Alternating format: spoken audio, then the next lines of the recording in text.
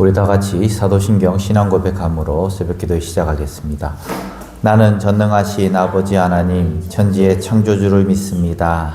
나는 그의 유일하신 아들 우리 주 예수 그리스도를 믿습니다. 그는 성령으로 잉태되어 동정녀 마리아에게서 나시고 본디오 빌라도에게 고난을 받아 십자가에 못 박혀 죽으시고 장사된 지 사흘 만에 죽은 자 가운데서 다시 살아나셨으며 하늘에 오르시어 전능하신 아버지 하나님 우편에 앉아 계시다가 거기로부터 살아있는 자와 죽은 자를 심판하러 오십니다. 나는 성령을 믿으며 거룩한 공교회와 성도의 교제와 죄를 용서받는 것과 몸의 부활과 영생을 믿습니다. 아멘. 찬송가 200장 찬송하시겠습니다. 찬송가 200장입니다. 달고 오묘한 그 말씀. 달고 오묘한 그 말씀 생명의 말씀을 귀한 그 말씀 진실로 생명의 말씀이 나의 길과 믿음 밝히고 여주니 아름답고 귀한 말씀 생명샘이로다.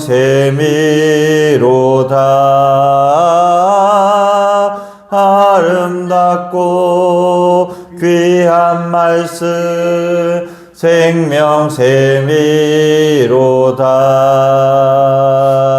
귀한 주님의 말씀은 내 노래 되도다. 모든 사람을 살리는 생명의 말씀을 값도 없이 받아 생명길을 가니 아름답고 귀한 말씀 생명샘이로다. 아름답고 귀한 말씀 샘이로다.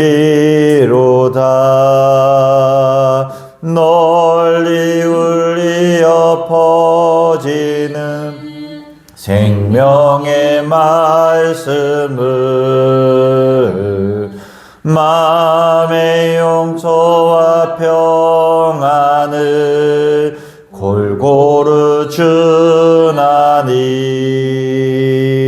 다만 예수 말씀 듣고 복을 받네. 아름답고 귀한 말씀 생명샘이로다.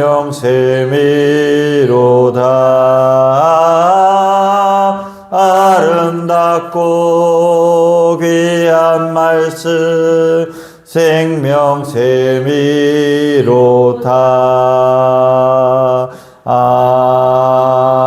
아멘. 이 시간 함께 볼 하나님 말씀 시편 제12편입니다. 시편 12편 1절에서 8절까지 말씀 우리 한 목소리로 읽겠습니다. 시작. 여호와여 도우소서. 경건한 자가 끊어지며 충실한 자들이 인생 중에 없어지나이다. 그들이 이웃에게 각기 거짓을 말하며 아첨하는 입술과 두 마음으로 말하는도다. 여호와께서 모든 아첨하는 입술과 자랑하는 혀를 끊으시리니 그들이 말하기를 우리의 혀가 이기리라. 우리 입술은 우리 것이니 우리를 주관할 자 누구리요 하미로다. 여호와의 말씀에 가련한 자들의 눌림과 궁핍한 자들의 탄식으로 말미암아 내가 이제 일어나 그가 원하는 안전한 지대에 두리라 하시도다. 여호와의 말씀은 순결함이요 흙도가니에 7번 단련한 은 같도다. 여호와여 그들을 지키사 이 세대로부터 영원까지 보존하시리이다. 비열함이 인생 중에 높임을 받는 때에 악인들이 곳곳에서 날뛰는도다. 아멘. 말이 많아질수록 진실이 숨겨질 때가 많습니다. 오늘 하루를 시작하며 마음을 들여다보면서 나도 모르게 급한 말을 했고 또 과장된 말을 했고 그 사람이 듣기 좋아하는 말을 했을 그때가 있다라는 것입니다. 하얀 거짓말이라는 거짓말을 아름답게 포장하는 것들이 있는데요. 그것이 과연 옳은가 옳지 않는가는 지금까지 여전히 논쟁 가운데 있습니다. 오늘 이 하루를 시작하면서 우리는 우리 입술에서 나오는 말들 가운데서 어떤 말을 해야 될 것인가를 함께 살펴봤으면 좋겠습니다. 다윗은 현실을 이렇게 묘사를 하는데요. 1절, 2절 말씀에 보면은 경건한 자가 끊어지고 사람마다 헛된 말을 하며 아첨하는 입술과 두 마음으로 말한다. 그는 정치적인 문제가 아니라 또한 여러 가지 사람들과의 문제가 아니라 어떤 것을 이야기한다. 말을 통해서 신뢰가 붕괴되는 것을 슬퍼하고 있습니다.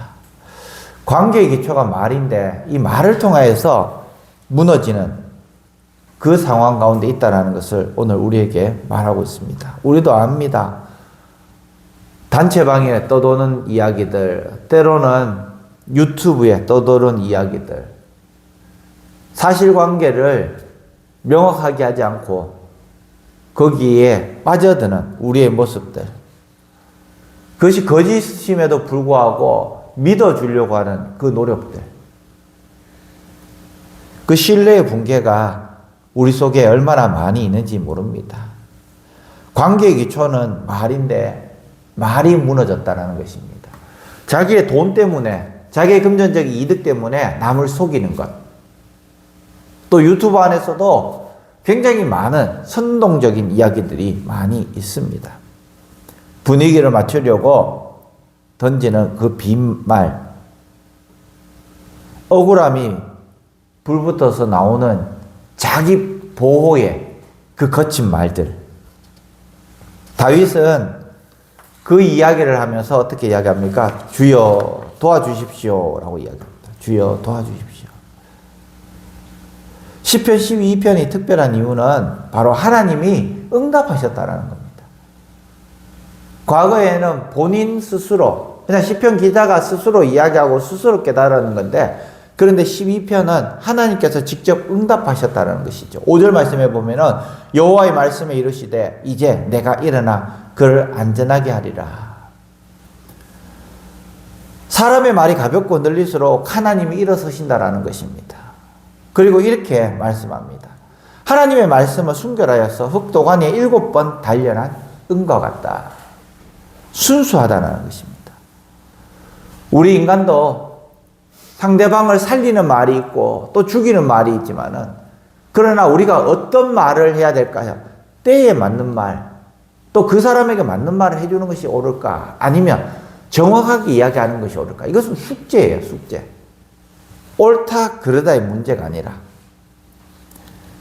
인간의 말은 흔들리지만 하나님의 말씀은 흔들리지 않는다는 것입니다. 즉 우리 인간으로서 그 사람에게 좋은 말을 해주고 살리는 말을 해주는 것보다는 하나님의 말씀으로 권면하는 것이 옳다라는 겁니다. 하나님의 말씀으로.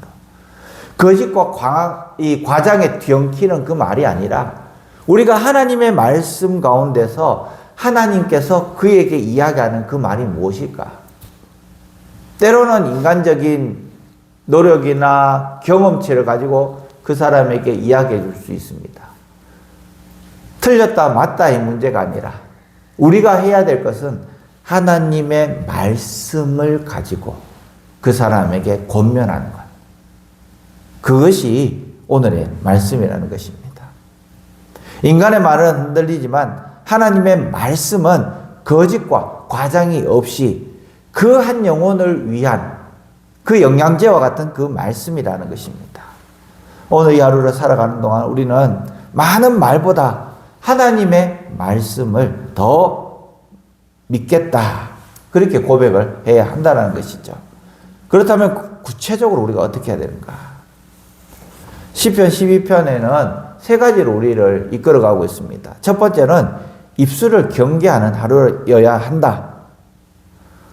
아첨하는 말과 큰 소리하는 혀가 아니라 실제로 하나님 앞에서 그 사람을 살리는 혀가 되어야 한다는 것입니다. 큰 소리로 자기 자신을 포장하는 말이 아니라 오늘 나는 말을 줄이고 정직하게 친절하게 짧게 말하겠다. 그 사람의 사실을 왜곡하지 않고 또 상대방의 얼굴을 지켜주면서 불필요한 해석과 추측을 우리는 하지 말아야 한다. 우리는 어떤 말이 나오면 그 뒤에 파생된 여러 가지 생각을 합니다. 그러나 그것도 짧게 생각을 하라는 것입니다. 주님, 제 입술을 지켜주십시오. 주님, 제 마음을 지켜주십시오. 이 짧은 마음이 필요하다는 것입니다. 두 번째로 약자를 지키는 말을 선택하는 오늘 이 하루가 되어야 한다는 것입니다. 하나님께서 일어나신 이유가 무엇입니까? 바로 약자를 지키기 위해서입니다. 5절 말씀에 가난한 자의 눌림과 궁핍한 자의 탄식 때문이라는 것입니다. 하나님은 약자 편이라는 것입니다. 강자 편이 아니라 약자 편이라는 것입니다. 우리도 강자 편에 설 것인가 약자 편에 설 것인가? 강자 편에 선다면 때로는 하나님과 대적할 수도 있습니다. 그렇지만 약자 편에 설 때 하나님은 신원하시는 분을 도우시는 분이십니다. 그렇기 때문에 약자 편에 설 때에 하나님 편에 선다라는 것을 우리는 알아야 한다는 것입니다. 소문을 돌 때에 사실관계를 한번 확인해 보자. 목소리가 작은 사람의 이야기를 끝까지 들어주는 그 침묵도 그 사람에게는 선물이 될 수도 있다는 것입니다. 누군가의 실수를 소비하는 그 대화, 그 뒷담화를 우리는 이제 그만하자. 조용히 선을 그어주는 것. 이런 말과 침묵이 약자를 지킨다는 것입니다. 뒷담화는 약자들이 하는 거예요. 강자들이 하는 겁니다. 약자들을 위해서 하는 겁니다. 내가 맞다라는 것을 강조하기 위해서 뒤에서 말을 옮기게 된다는 것이죠. 그때 우리는 그만하자. 사실관계를 확인해보자. 이렇게 하셔야 된다는 것입니다. 그리고 마지막으로 말씀으로 마음을 덮는 하루가 되어야 한다는 것입니다. 하나님의 말씀은 7번 단련한 은과 같다라는 그 말씀. 우리도 마찬가지입니다. 마음이 흔들릴 때마다 우리의 말이 맞는가, 우리의 말이 틀리는가를 계속해서 되뇌이면서 7번 듣고 한 번 말할 수 있어야 한다는 것이죠. 그래서 7절 말씀에는 하나님의 말씀은 순결하다는 것입니다. 주께서 우리를 이 세대에서 영영히 지키신다고 6절, 7절 말씀에 우리에게 말씀해 주고 있습니다. 동일한 사건을 보아도 우리가 하나님의 마음을 가지고 말이 앞서는 것이 아니라 마음이 앞서고 그 사람의 마음을 내가 읽어서 정말 그 사람에게 정말 필요하고 위로가 되는 하나님의 말씀으로 위로해 준다는 것이 바로 오늘의 말씀이라는 것입니다. 시편 12편은 마지막에 현실을 외면하지는 않습니다. 비열함이 높아질 때 악인이 곳곳에서 활기를 친다라고 8절 말씀에 기록을 하고 있습니다. 하나님이 일어나시면 우리는 보복 대신에 하나님께 맡겨야 합니다. 냉소 대신에 기도를 해야 됩니다. 선동 대신에 진실을 고를 힘을 얻어야 한다는 것입니다.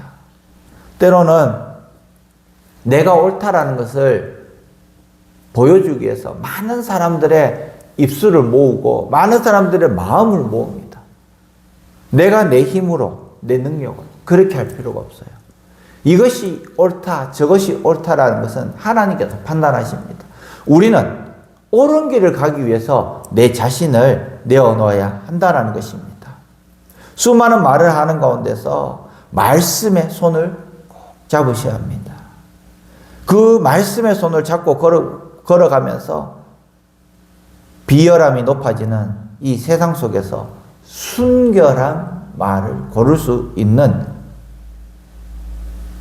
지혜로운 성도들이 되어야 한다는 것입니다. 약자를 지키는 말을 선택하고 결국 하나님이 지키시는 편에 서게 되는 것이 하나님께서 우리에게 원하시는 것입니다.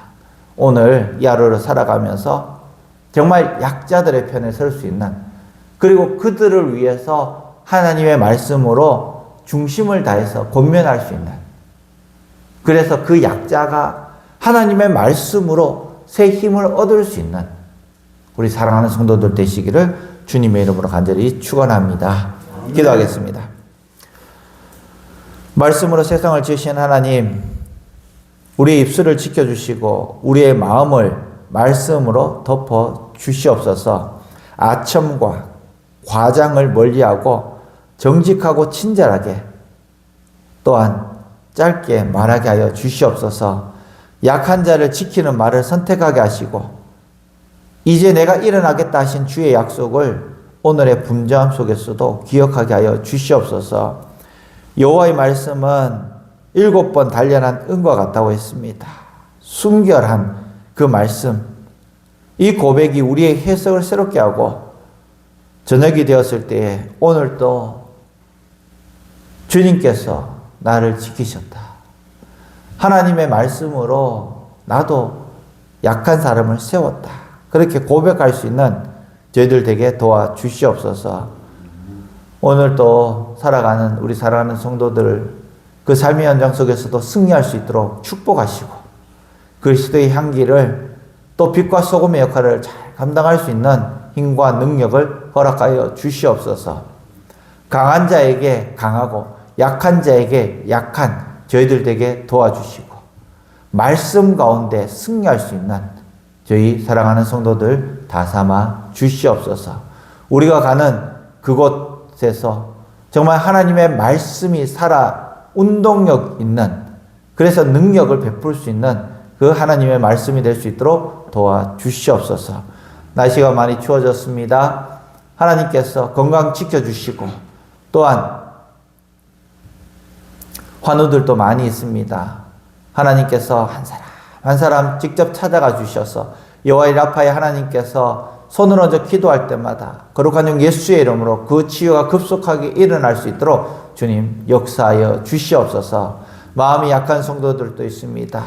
하나님께서 강하고 담대하라고 여호수아에게 말씀하셨던 것처럼 저희들에게도 강하고 담대한 믿음을 허락하여 주시옵시고 우리의 삶 가운데 엘리야와 엘리사에게 주셨던 그 기적의 삶들이 우리에게도 일어날 수 있도록 주님 축복하여 주시옵소서. 다윗과 같은 믿음, 솔로몬과 같은 지혜로 이 하루를 살아갈 수 있도록 주님 축복하여 주시옵소서. 예수님의 이름으로 기도합니다. 아멘. 하늘에 계신 우리 아버지, 아버지의 이름을 거룩하게 하시며 아버지의 나라가 오게 하시며 아버지의 뜻이 하늘에서와 같이 땅에서도 이루어지게 하소서. 오늘 우리에게 일용할 양식을 주시고 우리가 우리에게 잘못한 사람을 용서하여 준 것 같이 우리 죄를 용서하여 주시고 우리를 시험에 빠지지 않게 하시고 악에서 구하소서. 나라와 권능과 영광이 영원히 아버지의 것입니다. 아멘. 오늘 또 우리가 기도할 때에 특별히 우리 몸이 불편하신 성도님들 많이 계십니다. 그 성도님들 향해서 함께 기도하시고요. 여호와의 라파 하나님께서 치료하게 해달라고 우리 함께 기도했으면 좋겠습니다. 다 같이 기도드리겠습니다.